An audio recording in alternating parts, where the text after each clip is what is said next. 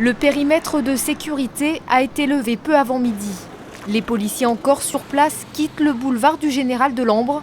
C'est la fin d'une importante opération antiterroriste commencée la veille aux alentours de 17h30.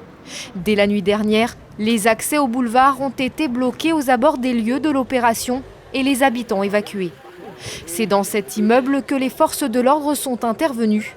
Des perquisitions qui font suite à l'interpellation à Boulogne-Billancourt de cet homme, Reda Cricket, 34 ans, suspecté d'être impliqué à un haut niveau dans un projet d'attentat en France.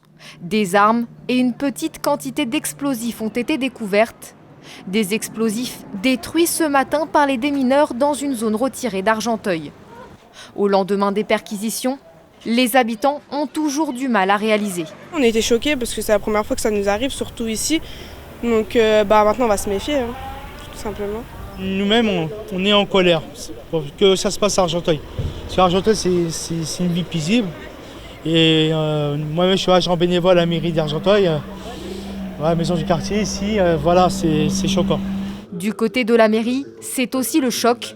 Lors d'une conférence de presse, le maire UMP Georges Motron a affirmé n'avoir aucune trace de Reda Cricket dans le fichier électoral, parlant de l'appartement perquisitionné comme d'un simple lieu de stockage.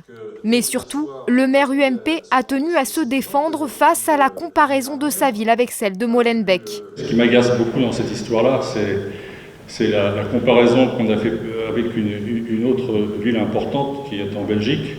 La comparaison que certains ont fait, y compris dans ma famille politique, ce que je trouve très navrant, entre Molenbeek et Argenteuil, alors qu'Argenteuil n'a absolument rien à voir. Alors, encore une fois, je ne connais pas très bien Molenbeek, mais j'ai vu par vos confrères ce qui s'y est passé cette semaine, des choses un peu regrettables qui ne se sont jamais déroulées à ce point à Argenteuil. Donc je regrette très vivement que ça puisse être comparé l'un à l'autre, bien que, encore une fois, je n'ai aucun reproche à faire mais à mon collègue de Molenbeek. L'arrestation de Reda Cricket et les perquisitions d'Argenteuil ont également mené dans la journée de vendredi la police belge sur la piste d'un autre suspect qui a été arrêté dans la commune de Schaerbeek, près de Bruxelles.